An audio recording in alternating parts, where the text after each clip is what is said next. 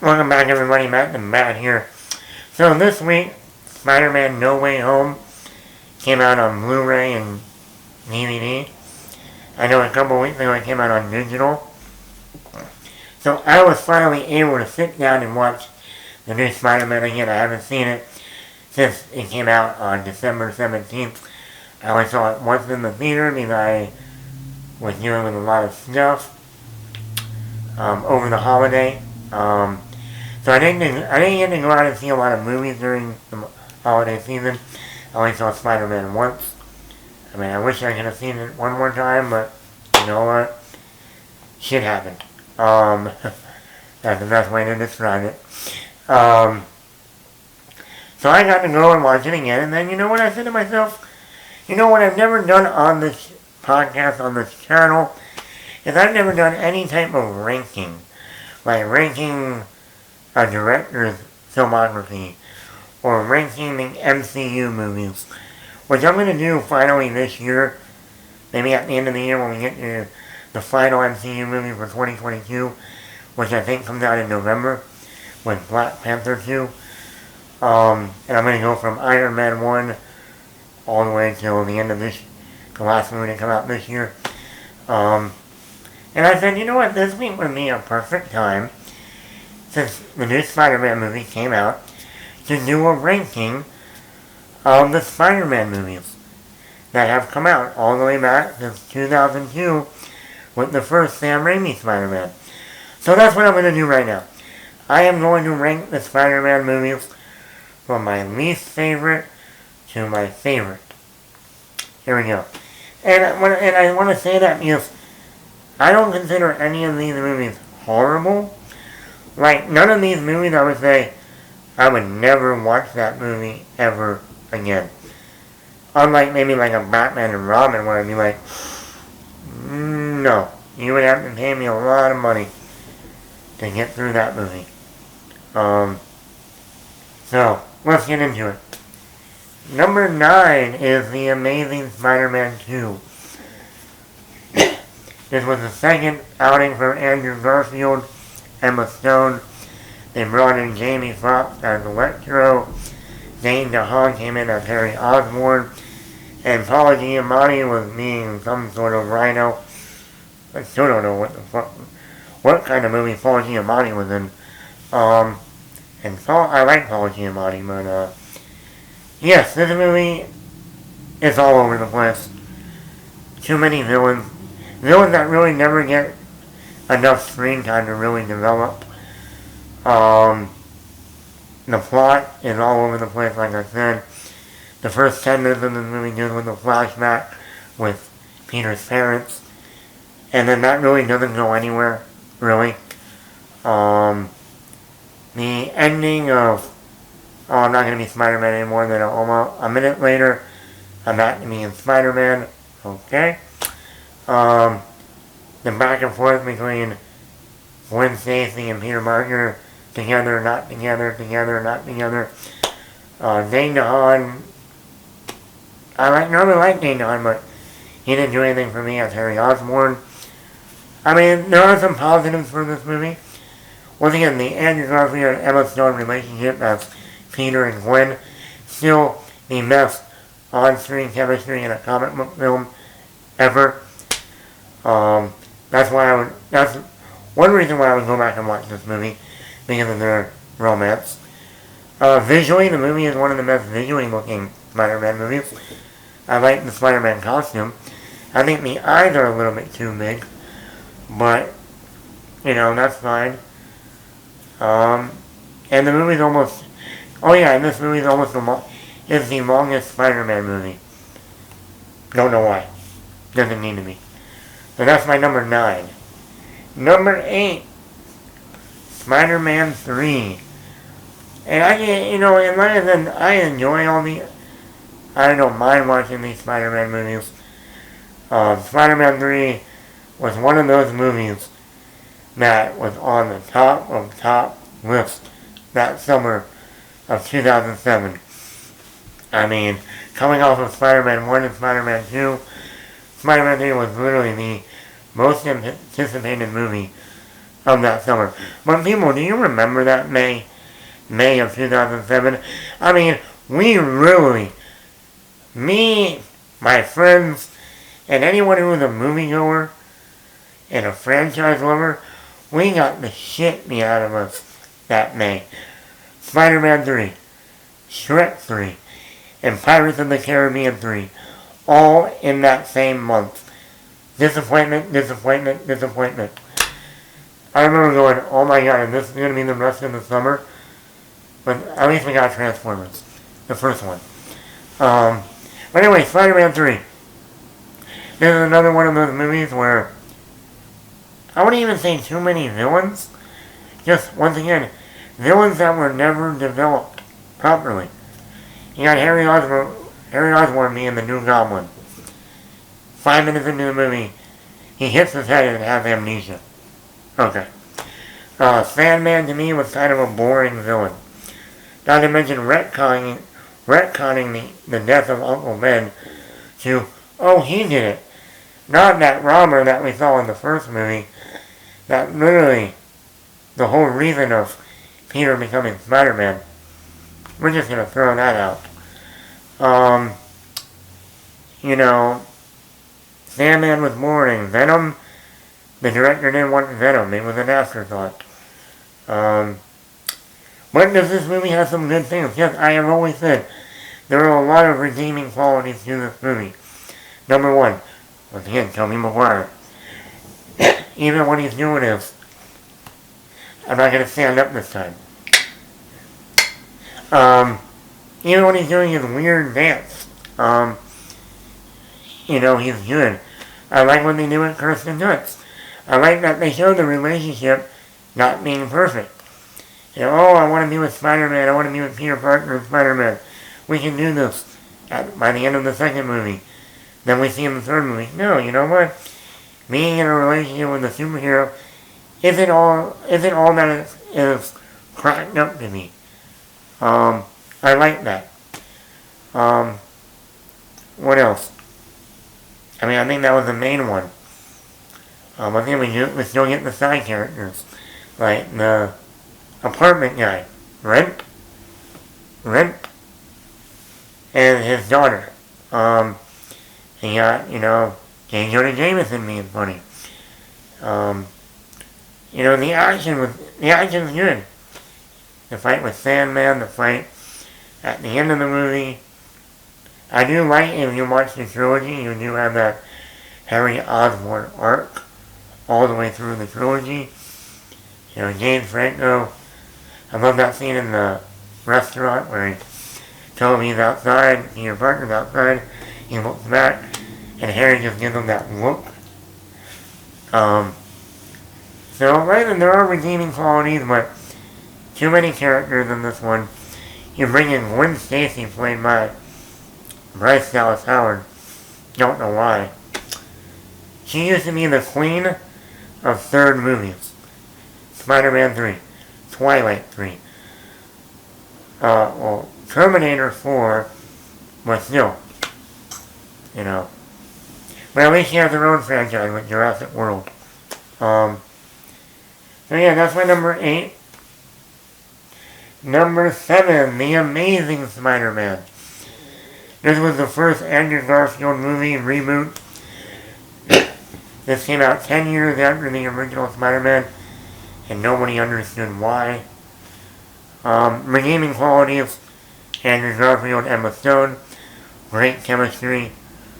Once again, visually, very good. You can tell Sony wanted to go with that more grounded, darker feel for the movie because of the Dark Knight. Problem with this movie, more than half the movie is a retread of the original Spider-Man. That line that we just had 10 years ago, at the time that this came out, in the summer of 2012. The suit, I've never been too big on the suit. The villain, the Lizard, is basically Norman Osborn's Green Goblin. Personal identity disorder. So yeah, You know, are there good moments? Yes. And I don't mind watching this movie. And was I looking forward to a sequel? Yes. But overall,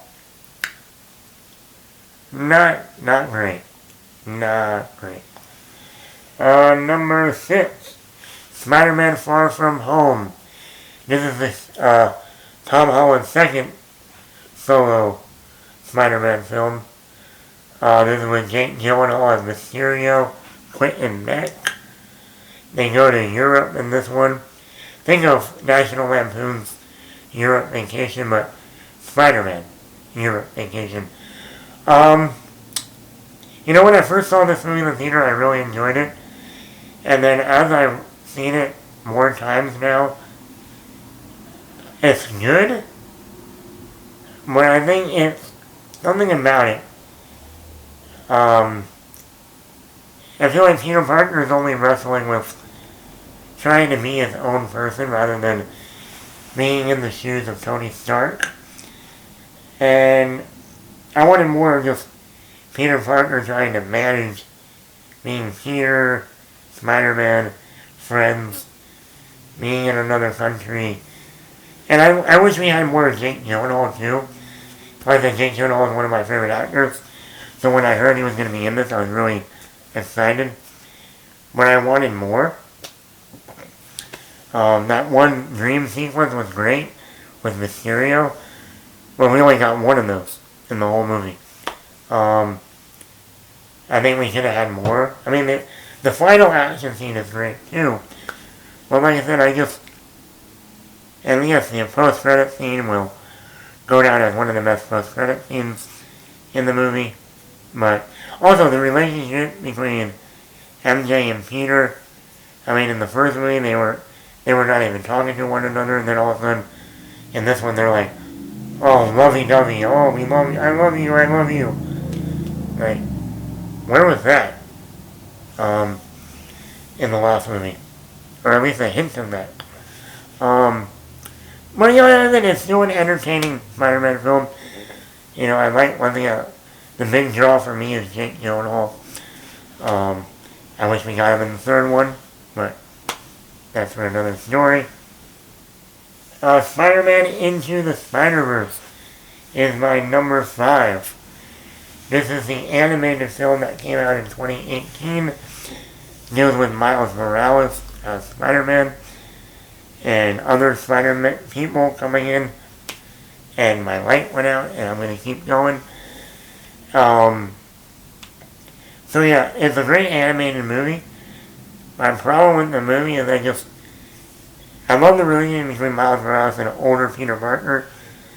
I think that was great. The voice cast is great. Haley Steinfeld's Spider-Gwen. Still waiting to see a live-action Spider-Gwen in a movie. But, I don't know, for me, I think it feels longer than it is. It's only like an hour and 40. For me, it feels longer than that. I love the animation. We're going to get a sequel in October of this year. But I don't know, for me, there was almost too many characters that I would have loved to just see the relationship between Miles and an older Peter, and having the older Peter guide him more in this movie. Overall, very fun. A great, animated film. Just for me, not a great Spider-Man film, but pretty high up. Number 4, this might be controversial for some people. SpiderMan No Way Home as my number 4. And the reason why it's my number 4 is because, yes, when I was watching this movie in the theater at home, I was still giddy and grinning when I saw Tobey Maguire, when I saw William Dafoe, when I saw Alfred Molina as Doc Ock back. And those are the characters I grew up with. Middle school, high school. Tobey Maguire is my Spider-Man. The seeing Tobey Maguire was great. Tom Holland, great. He brings a lot more range into this one than his previous 2 movies. visually, it looks good. That scene where the TV outside, rain coming down, Aunt May just died, Peter's sulking, visually amazing to look at. The ending with Peter, Spider-Man flying through the snow, great. Like I said, William Dafoe hasn't missed a beat. Alfred Molina hasn't missed a beat. My problem with this movie is that you're now going back and watching it a second time. The first act is all over the place. We need a lawyer. All of a sudden, Matt Murdock. Yeah, great fan moment, but how in the hell did he find Matt Murdock? And also when I realized watching it at home that the movie, even though they said this is the longest Spider-Man movie, this movie is only 2 hours and 11 minutes before credits. So this movie should have been like another 10 minutes. And maybe had a scene where Foggy Nelson, Matt Murdock's assistant, is sitting in a diner. And the diner ends up being the same diner that MJ is working at. That we see earlier in the movie. And she's sitting there serving him coffee. And she just notices he has legal papers on the counter. And she says to him, "Hey, what do you do?" And he says, "I'm a lawyer. My buddy, my assistant, Matt Murdock, he's a lawyer too." And she goes, "Hey, we need a lawyer. My boyfriend, Peter Parker. You probably have heard about him.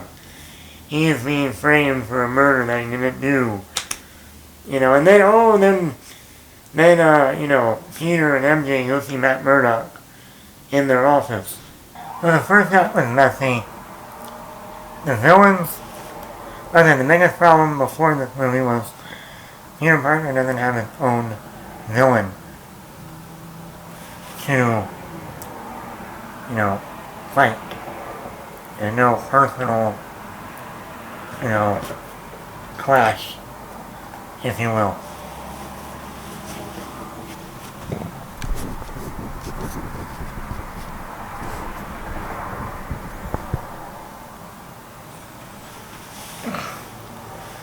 There's no personal clash.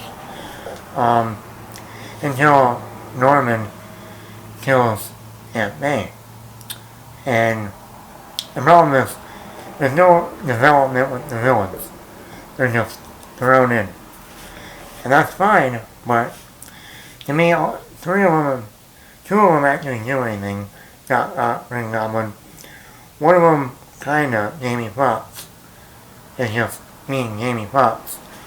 And Sandman and Lizard, they really have nothing to do with this movie. The saving grace in terms of the villains is William Dafoe's Green Goblin. The smartest choice they did with this movie was take the Goblin mask off from the original Spider-Man. That's the one negative that the original Spider-Man has. And have William Dafoe just be William Dafoe Goblin without a mask on. Brilliant. I do like the Peter journey. When this movie does end, you realize this entire Tom Holland trilogy has been the origin of Spider-Man, which is pretty ballsy to do. Almost like the Planet of the Apes reboot. I enjoy it. I like the Tobey Maguire. I love William Dafoe. He steals the show in the entire movie. But I think it was a little clunky in the beginning. I think the villains never really had development.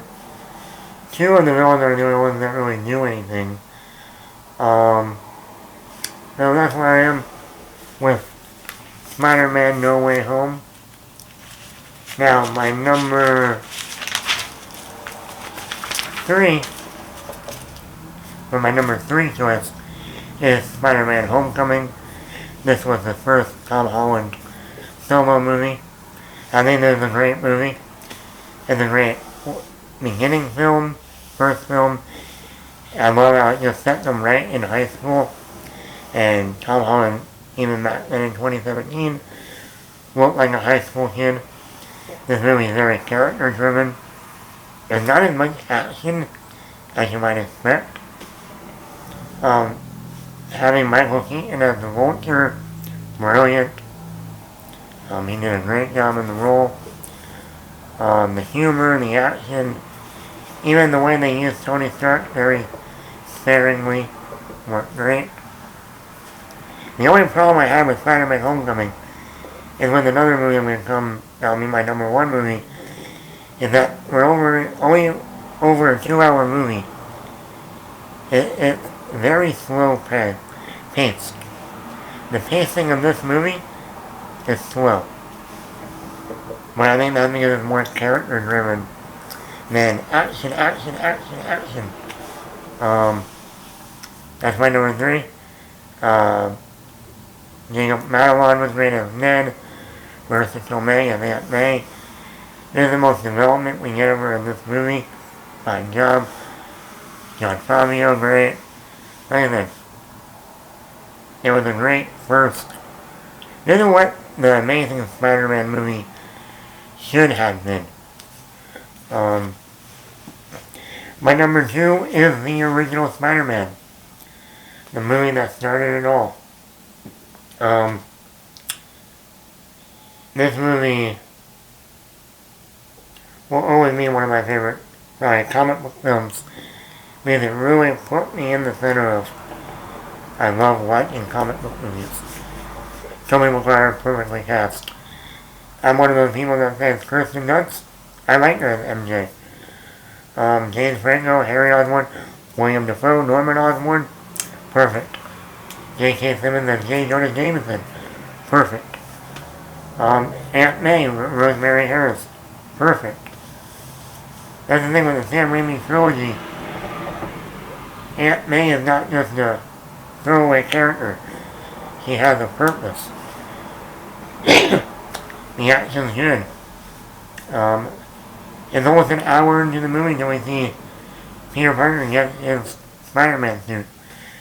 This is still the best Spider-Man suit in any Spider-Man film. To the point that they never changed Tobey Maguire's Spider-Man suit in any of the movies he was in. Even in SpiderMan No Way Home, when Tobey Maguire shows up, it's still the same Spider-Man suit. Funny, action-packed, dramatic, and, it leaves you with that, the swinging through the city. We've never seen that before like that. It's like when the first Superman movie came out, you believe a man can fly. Well, you will believe a man can swing through New York City. It was perfect. It is a movie that I still remember seeing in theaters. It is the movie that I remember that came out the day after Halloween of 2002. And I literally went home after school that day and watched that movie twice. Twice, back to back. Yeah. And my number 1 is SpiderMan II. If you ever want to see a great opening to a comic book film, SpiderMan II, in the first 15 minutes, is the greatest opening for a comic book film, but especially for Peter Parker. To see how Peter Parker has to manage being a teenager, going to college, holding down a job, interning at another job, being there for his friends, being there for his Aunt May. That is all covered in the first 10 minutes, and that's how we get started. Then making what we saw in the first movie, the arc of Harry Osborn going downhill, Mary Jane becoming an actress finally, and then Peter losing his powers, and that's Spider-Man No More. Alfred Molina's Doc Ock is still one of the best villains. He's not just a villain. His motivation isn't just to go after Spider-Man. He has his own goals. And just Spider-Man gets in the way. Like I said, the soundtrack for this movie, perfect. Okay, going back to the original Spider-Man. The score for Spider-Man, perfect. Danny Elfman, perfect. Spider-Man 2 is still one of the greatest comic books ever made. I think it's been overshadowed by The Dark Knight over the years. But Spider-Man 2 is high bar. High bar. I mean, even if you look at the Marvel movies, not many of the Marvel movies, as entertaining as great as a lot of them are, they still haven't hit that bar of Spider-Man 2. So that's my ranking of Spider-Man films. Tell me, what's your ranking? How would you rank them? How would you rank the Spider-Man movies? Comment below in the comments. Subscribe to the channel.